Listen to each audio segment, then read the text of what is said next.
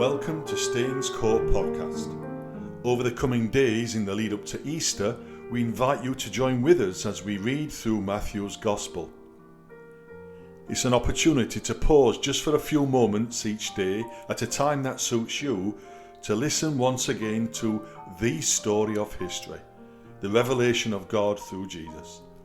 Each day a member of this congregation will simply read a passage from St. Matthew for you to listen to and reflect on.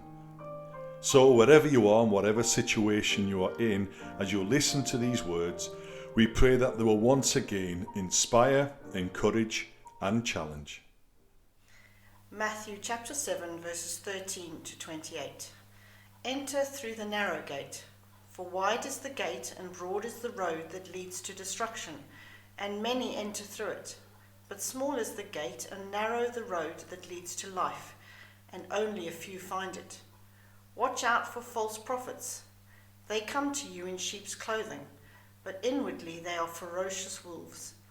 By their fruit you will recognize them.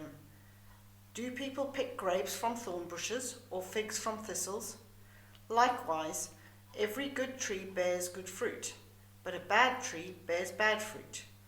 A good tree cannot bear bad fruit, and a bad tree cannot bear good fruit. Every tree that does not bear good fruit is cut down and thrown into the fire. Thus, by their fruit you will recognize them. Not everyone who says, "Lord, Lord," will enter the kingdom of heaven, but only the ones who does the will of my Father in heaven. Many will say to me on that day, "Lord, Lord, did we not prophesy in your name, and in your name drive out demons, and in your name perform many miracles?" Then I will tell them plainly, "I never knew you. Away from me, you evildoers." Therefore, everyone who hears these words of mine and puts them into practice is like a wise man who built his house on the rock. The rain came down, the streams rose, and the winds blew and beat against that house.